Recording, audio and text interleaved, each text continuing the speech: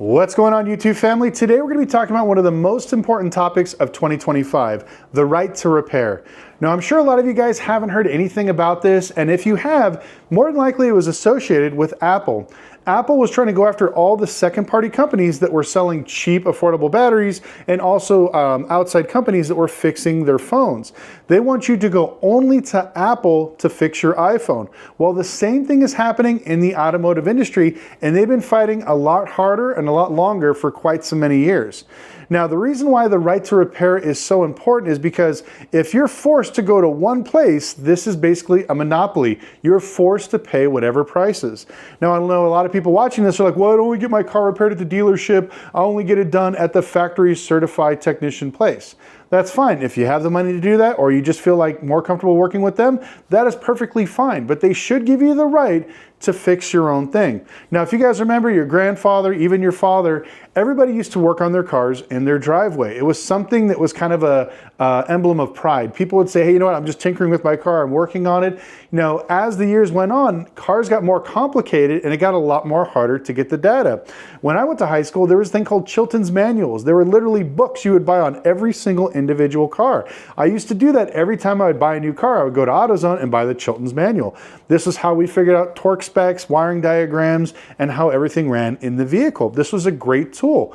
But in the mid-'80s, they really started laboring against this because they wanted you to bring your car into the dealership, where everything hides behind an encrypted file that only the dealer has access to. Now, this sparked large debates all across the world, where people wanted to work on their own cars and be able to service them, but the manufacturer said, well, you can only do that if you bring them to us. After seeing all the buzz and people losing their minds, a lot of manufacturers started building scan tools. So this way you could actually check the OBD2 codes in your vehicle. And this is where the little 1995 cheap ones you guys see at AutoZone now, those things used to be $4,000 or $5,000, and they would read the exact same codes as the ones you could buy today for $20. That's how crazy it was back in the day. And if you really remember, you could take a paper clip, you could touch the OBD port, and it'll actually flash numbers or even tell you what's wrong with the car. Just to go far back from that, I'll see if I can put a screenshot up there.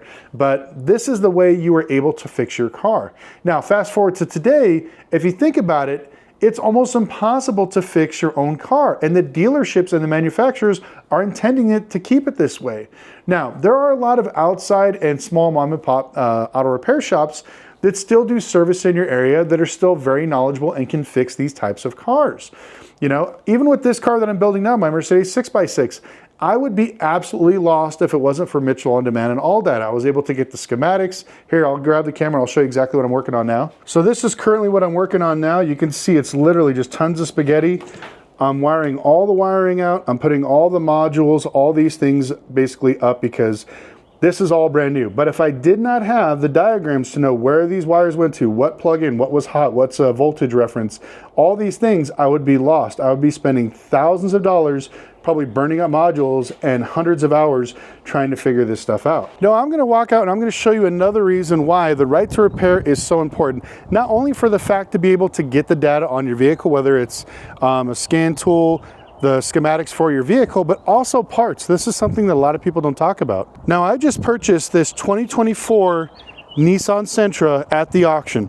It's got a little bit of a small fender bender right here in the back end, the bumper. So we got a bumper split, the support bar is fine, a little bit of body work, and this thing will be ready to go. But one of the funny things is the reason why they took this to auction is because just this plastic piece, the up top bumper, not the grill on the bottom or the splitter, just this one piece from Nissan itself is $800. Now, this is a basically manufacturer only part.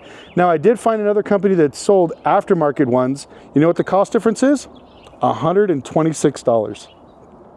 So if I buy from the dealership, I'm forced to pay $800 and something, or I could pay $126 and buy it aftermarket. This is why it's so important for right to repair to be basically approved by any type of state legislation if people are asking for it in your area, this is something you need to do, because if you don't, not only does it tie in the electrical data, the ability to scan your car, the ability to fix your own car, where they're the only ones that can give you the parts for your vehicle. Now, that's exactly the problem I'm having with this Tesla. Now, everybody knows, if you've watched any YouTuber, they've complained a lot about Tesla. Now, this car, I've literally gotten majority of the parts from eBay. A lot of the auto wreckers stopped messing with these things because they're not getting support. But everything you see right here, I literally bought off of eBay and Amazon because Tesla did not want to give it to me. Now, one of the downfalls is I was trying to get schematics for the front end to see where some of the parts went.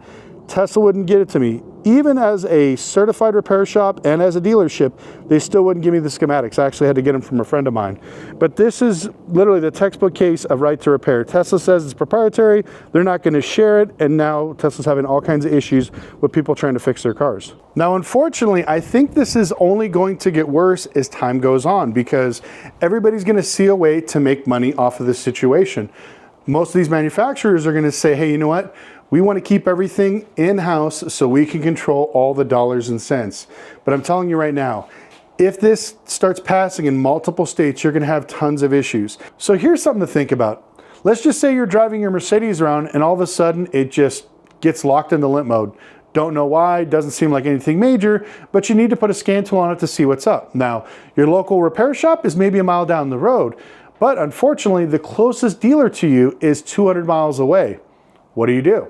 Well, now you're going to have to pay a $2,000 tow bill to tow this thing all the way over there for them to scan it. And what if it's just, a glitch in the system? They reset it, now it's perfectly fine. It just went into limp mode because of an accident.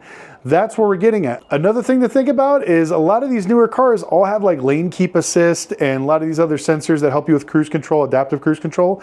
Now, let's just say you take off any of these. You take off the mirror, you take off your windshield, maybe the sensor in front. Well, guess what? If you unplug it, now you have to reprogram it and you got to take it to the dealership to do this. I'm not even joking. One of my friends had to do this with a car that was just a simple repair. He replaced a few things and he winded up taking it back to the dealership 3 times because he had to keep reprogramming everything he just did. And once you get that done, then you got to get it balanced out. And each time they charge you a flat fee. If it takes them 5 minutes to plug it in and reset it, it's a minimum 2 hours for diagnostic and reprogramming. So you're getting whacked with that every single time, which is, like I said, sometimes people are like, it's not that big of a deal. But if it's $150 to $250 an hour just for somebody to press OK on a scanner, it's kind of a pain in the butt. Another reason why I think right to repair is such a big deal is it keeps everybody honest. When you're transparent about the information, it helps everybody across the board. Now, anybody that's ever worked on older Mercedes knows that the ABS modules on these things are absolute junk. But once you do an actual software update to these things, it's not that big of a deal, or you got to go through a cycle. Now, imagine going to a dealer. Do you think he's going to tell you, hey, guess what? I was able to only spend an hour reprogramming it and it's good to go? No, they're going to tell you, oh, we need to replace this module. It's $4,000. It's $2,000 in labor. And then I still have to reprogram it. So, we're going to need $5,000 from you. Where I can actually take my scanner, I can test the module, test the actual piece, see if it's working, and recalibrate it right here with my own scanner so I don't have to spend thousands of dollars doing this. So I think being transparent is probably one of the biggest things why I'm such a big fan of right to repair, because once they take that away, just like the internet, there's always somebody out there trying to figure out ways to fix cars more affordably. There's a lot of parts out here that people don't want to replace. They'd rather just repair. Oh, that's another thing. The United States is one of the few countries that don't actually repair parts. We always buy the new part. If you go to any other country, they don't buy a new water pump. They take it to a company, they press out the seal, new bearing, and they put it all back together. Your alternator, they rebuild it, give it back to you. Your starter, AC components, other things like that, they always rebuild it and give it back to you because it's much cheaper to buy the parts. But here in America, they just like to throw money at everything, so they figure that's the problem. So every time you buy a new alternator and they ask you for a core or the old one, it's either getting sent off to Mexico or China to get rebuilt, and then it's going to be sold either back here in the United States for full price, or it's going to be sold overseas for half the price. And this is part of the problem of, like I said, the right to repair, is if we get this passed all across the United States, it'll make it much easier for a lot of these smaller companies to make more money and to start working with everybody else. Now, the last thing I'm going to go over for right to repair is the fact that it affects the automotive industry when it comes to technicians. Every year I see more and more technicians leave the field because cars are too complicated. You can't get the right information. most automotive repair shops hate doing half of the work and then taking it to the dealership and then fighting with them saying, oh, the dealer wants to finish the work there. They'll tell the customer that the mechanic did it wrong. There's all kinds of crazy stuff. So at first it doesn't seem like a big deal, but once a lot of these mom and pop shops closes and a lot of these independent technicians go away, you want to talk about price hikes, supply and demand, your dealership costs are going to absolutely skyrocket. Now, there are some cities and some states where they could charge you up to $200 for working on an American, Japanese, or Korean car, which is absolutely nuts. Now, I know when you're working on a Ferrari, Lamborghini, that's okay. Some of these luxury cars, Mercedes, BMWs, whatever. But if you're working on just a regular car, why am I going to pay $200 to $250 an hour for somebody to look at my Kia? It makes absolutely no sense. Where the guy down the street knows probably just as much, that'll charge me maybe 75 to 100 bucks an hour. It helps a small business owner pay for its daycare, its health insurance, putting money back into the community, hiring other people. This is, like I said, all the things that will be affected with the right to repair. So just keep this in mind. If you think auto repair sucks now, you don't know anything until they take it away from you and they make it a one-way street, which is a true monopoly. But anyways, I'd love to know in the comment section below, what do you guys think of right to repair? Did you guys even know it existed? Also, like I said, this does affect a lot of other things, whether it's computer repair, TV repair. A lot of these manufacturers should give people the right to either fix it themselves or hire a third-party company to fix it for them. They shouldn't be forced to go to one place to fix something. But anyways, I want to thank you guys so much for watching, and we'll see you next video.